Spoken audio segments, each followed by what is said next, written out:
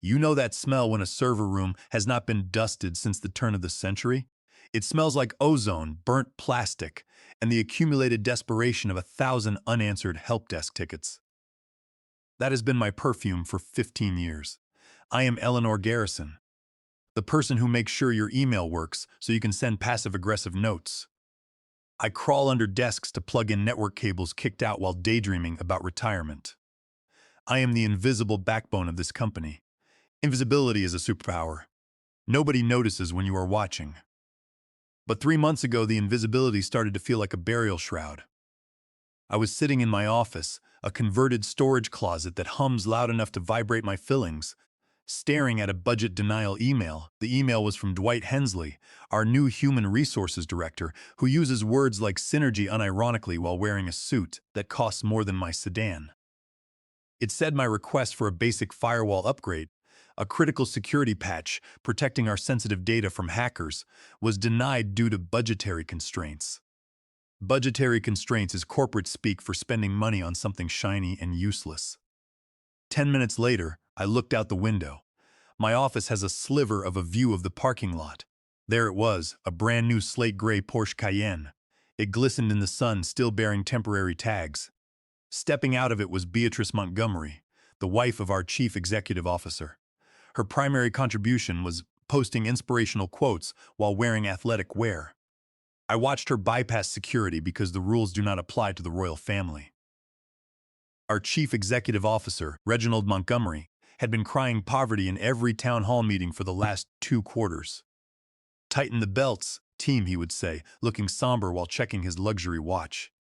Apparently, his sacrifice was settling for the leather interior instead of the suede.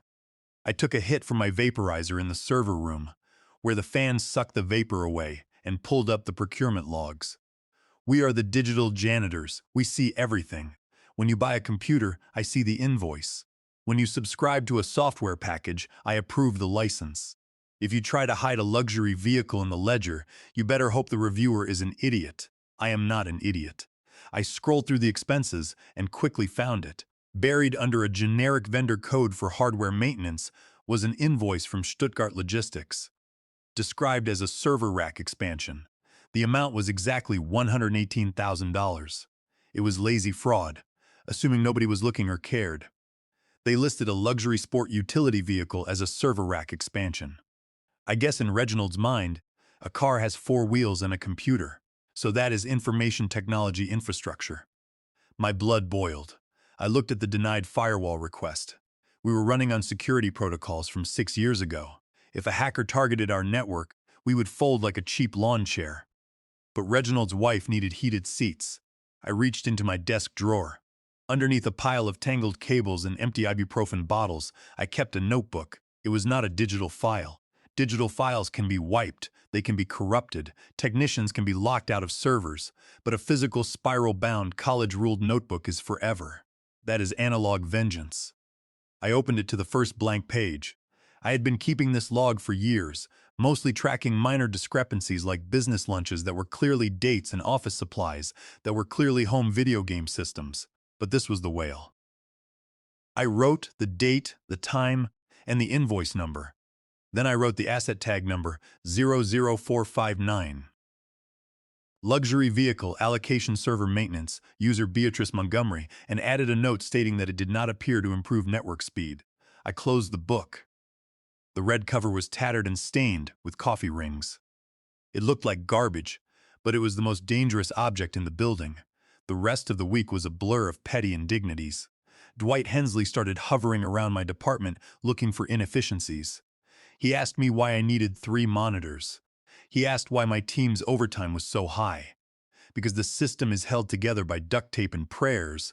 Dwight, I wanted to scream. Because while you are optimizing synergy, I am manually rebooting the mail server at 3 in the morning so you can get your newsletter. But I just smiled the tight-lipped smile of a woman visualizing his demise. "We need to be leaner, Eleanor," Dwight said, leaning against my doorframe. "The board is looking for cuts. We need team players." "Are you a team player?" I looked at his $400 haircut and thought about the luxury car. "I am committed to the infrastructure of this company," I said. "Good," he said, tapping my desk. The upcoming all-hands meeting is going to be a pivot point. We are trimming the fat. I did not know I was the fat. I thought I was the muscle. We think competence protects us, but to a leech, the blood is just a resource to be drained. I spent the weekend preparing not for a presentation, but for a war. I backed up my personal emails and synced my private files to an encrypted cloud drive that the company firewall could not touch. I went through the red book and cross-referenced every single entry with a printed copy of the invoice, which I kept in a fireproof box in the trunk of my sedan. Monday morning came with the heaviness of a funeral. The all-hands meeting was scheduled for 10 in the morning in the main atrium. The air conditioning was broken again, so the room was stiflingly hot. It smelled of cheap cologne, nervous sweat, and the lukewarm pizza they had ordered to boost morale. Nothing says appreciation like cheap, greasy food while discussing layoffs. I stood in the back near the exit, always knowing my escape route. Reginald Montgomery was up on the stage, wearing a suit that shimmered under the fluorescent lights, talking about headwinds and market challenges. He looked tanned and rested, like a man who had spent the weekend driving a very fast car that was technically a server rack expansion. Then Dwight Hensley took the microphone, and the atmosphere grew cold. He scanned the room, his eyes landing on me, and I knew in that split second that the hair on the back of my neck was standing up. I was about to be made the example.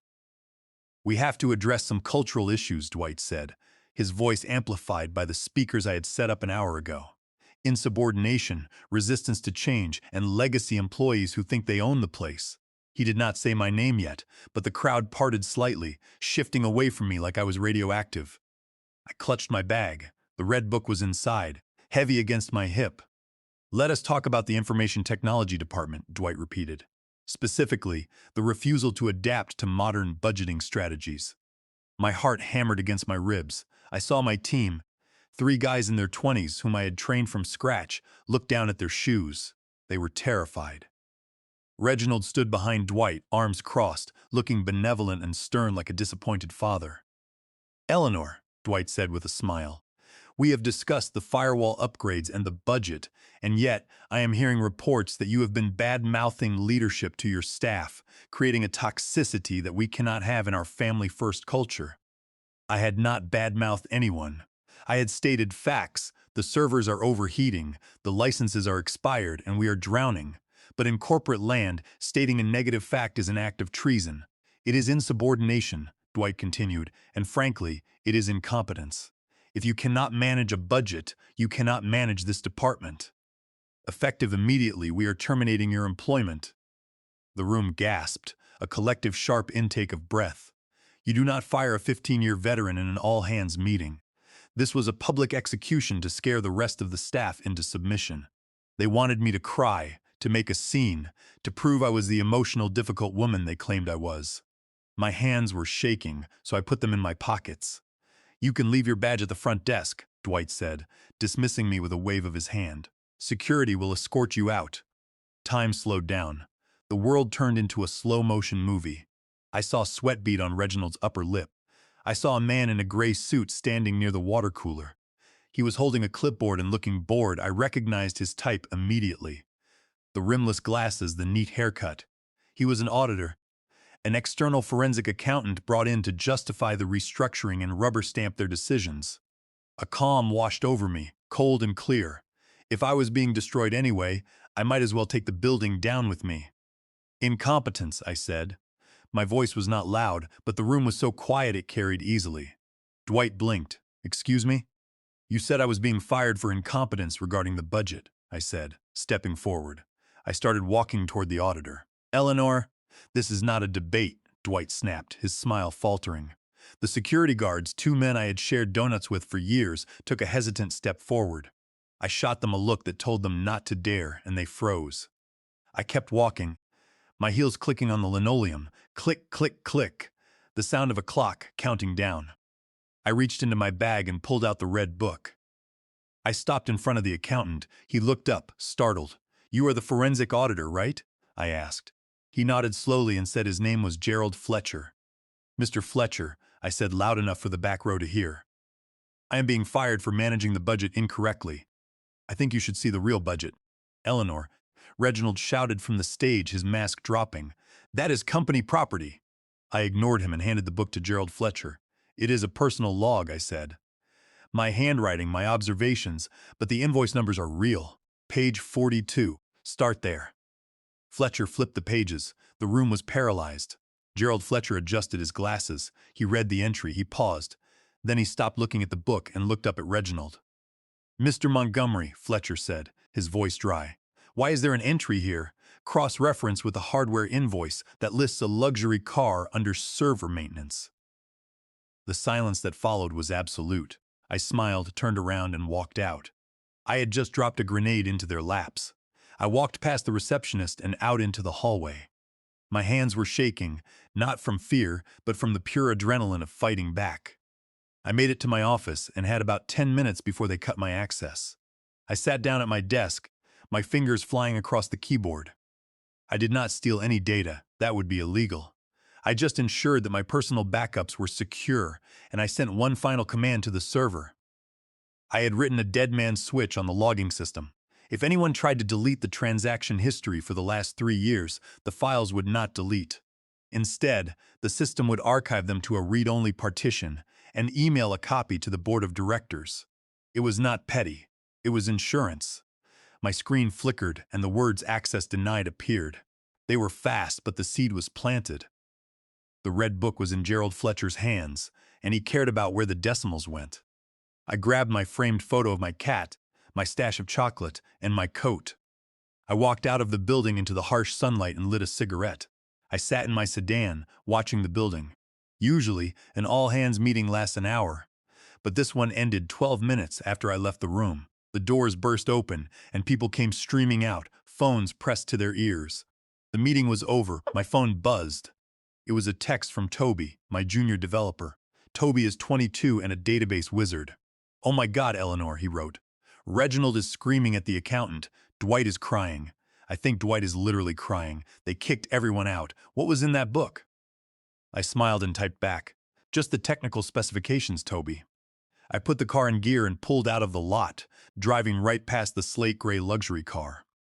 I slowed down, rolled down my window, and spat on the driver's side glass. It felt incredibly satisfying. I drove to the nearest dive bar. It was 11 in the morning on a Tuesday, and the place smelled of bleach. I ordered a whiskey sour. The bartender, a man named Gus who looked like he had seen a lot of history, did not even blink.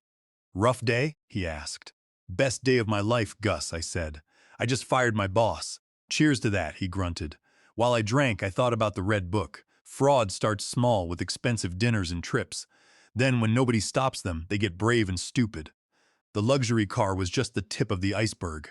The server rack expansion was bold, but the cloud storage redundancy project was my favorite. They billed the company $45,000 for off-site storage. The address for the vendor was a residential plot in Florida owned by Dwight's mother. Unless Dwight's mother was running a data center next to her garden, that money was gone. I knew Fletcher would find that one. It was on page 56. My phone buzzed again with a text from Clara, the receptionist. "Security just locked down the executive wing. They are shredding documents. I can hear the shredders from the front desk." I took a sip of my drink. Shredding is for amateurs. You can shred paper, but you cannot shred a digital footprint unless you know exactly where to look.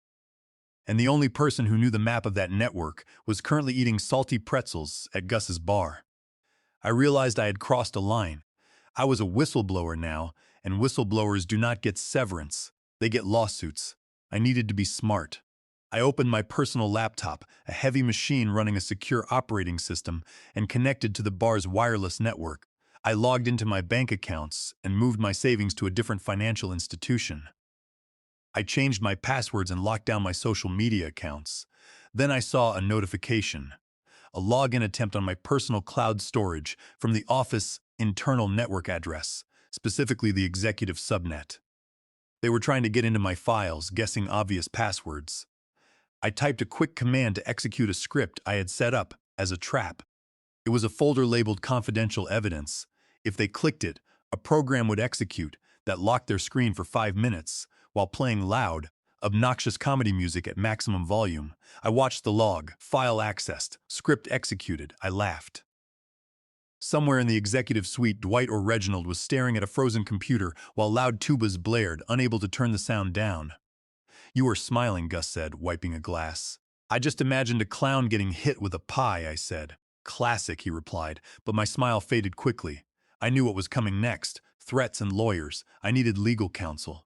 I searched online for whistleblower attorneys and found a few promising names, though they were expensive. I finished my drink and told Gus to keep the tab open. I walked out to my car. My phone buzzed with an email from a generic address. The subject line read, "We need to talk," the body said. "Eleanor, this is Gerald Fletcher. We need to meet, but not at the office. There are discrepancies that go far beyond the car. Page 88, the consulting fees. I need context. Can you meet me at the diner on 4th Street in an hour? Come alone." I stared at the screen. Page 88, consulting fees.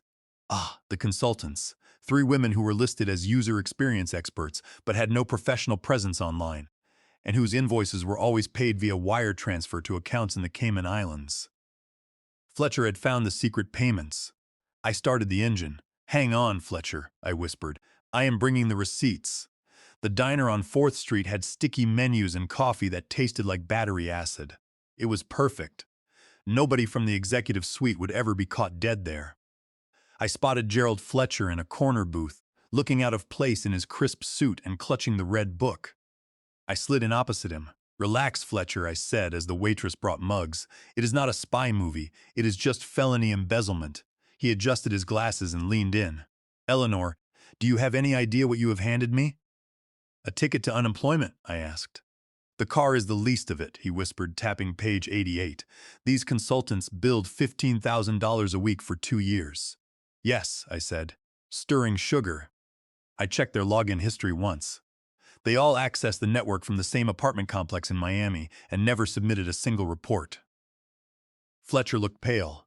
"The tax numbers belong to shell companies. Eleanor, this is money laundering or paying for services that are definitely not corporate." "They are high-end escorts, Fletcher," I said.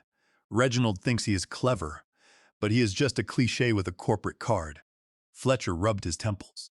"If this gets out, the stock will collapse. I need the digital trail, the emails, approving these invoices. But they locked me out, and they are wiping the servers." I smiled. "You are the auditor, and I was the manager for 15 years. Do you really think I do not have a back door?" "Hypothetically," I said, leaning closer. "If there were a mirror of the procurement server updating in real time, you would look for a user account named Administrator Ghost.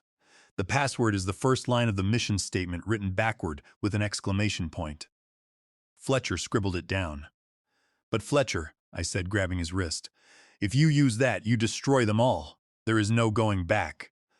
"They are already coming for you, Eleanor," Fletcher said, pulling away. "I heard from their legal team. They are drafting a cease and desist for theft of proprietary data." "Let them come," I said, though my stomach tightened. "I need to verify the transfers," Fletcher said, standing up and throwing down a $20 bill. "Stay safe, Eleanor." He hurried out. My phone rang with an unknown number. I answered. "Hello, Eleanor." The voice was smooth. "This is Julian Stanford representing Montgomery Logistics. We want to discuss the return of company property in your possession." "I do not have any company property," I said. "We are talking about the logbook, Eleanor," Stanford said, his voice cold, "and the confidentiality agreement from 2008. If that book is shared, we will seek significant damages to your house, pension, and future." "Is that a threat, Julian?" "It is a reality check," he said. "Bring the book by 5 this afternoon, and we will offer 6 months of pay as severance, with a neutral reference. If you cooperate, 6 months of pay for my silence."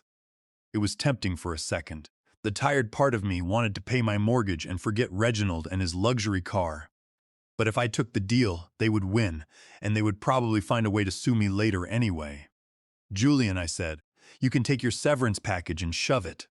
"I do not have the book." I gave it to Gerald Fletcher. I hung up and blocked the number. My hands were shaking, but I felt a surge of pride. I had burned the bridge, and now I was going to watch the fire spread. I drove back to my apartment. It was a modest 2-bedroom place, but the second bedroom was my command center, equipped with 3 monitors and a server rack I had salvaged years ago. I poured a glass of cheap wine and logged into my system. I used the back door I had mentioned to Fletcher. The dashboard was lit up with red text. Dwight was executing delete commands on the human resources directories, and the chief financial officer was trying to delete wire transfers from the past year. But the alerts showed that the bulk delete attempts were blocked. Fletcher had used the ghost account to initiate a legal hold, freezing every file and email. You can try to delete them, but the system just moves them to a hidden folder labeled evidence. I watched Dwight try to delete the same folder 6 times, failing every time. Then the email logs started showing frantic messages between Reginald and his lawyer, and from Dwight to the CEO about renovations. Page 62 of the Red Book. $80,000 for third-floor office improvements in a 2-story building. Dwight had a brand-new kitchen, no doubt. Suddenly, my connection was terminated. The ghost account was deactivated. Either they had found it, or Fletcher had locked me out to protect me from being traced. I sat back. The link was cut, but the data was frozen, and the Red Book was in play. My doorbell rang loudly at 7:30 in the evening. I looked through the peephole and saw Miriam, Reginald's executive assistant. She was holding a bottle of expensive champagne in a thick envelope. I opened the door. "Eleanor," she said, her voice trembling. "Can I come in? I think I need to show you something." She was not here to threaten me. She was here to defect. I stepped aside. "Let us see what you have," I said.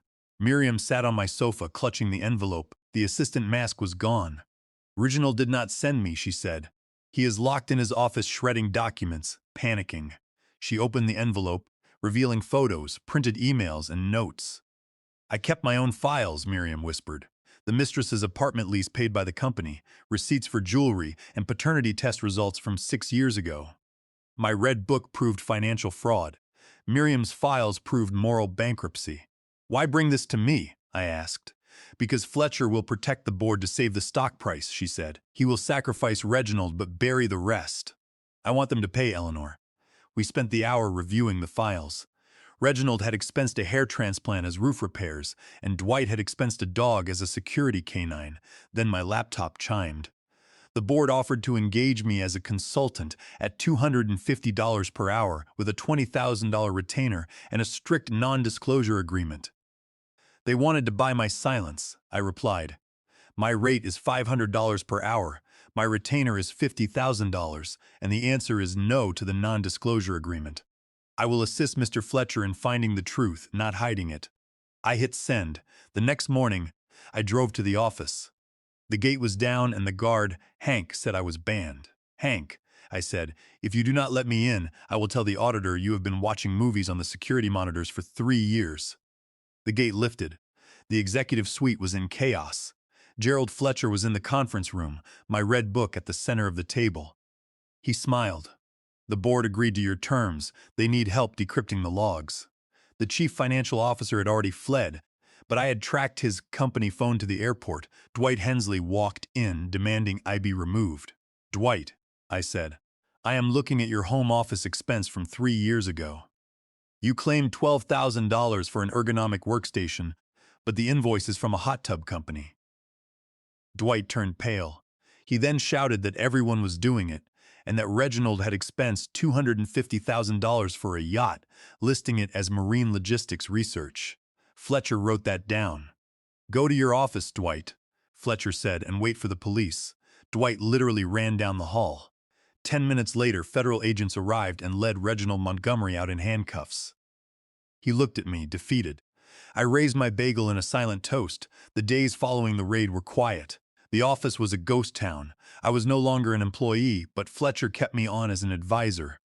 Dwight resigned, and I replied to the entire staff, "Good luck with the hot tub, Dwight." The cubicles erupted in laughter. Toby got a new job at a bank with my recommendation.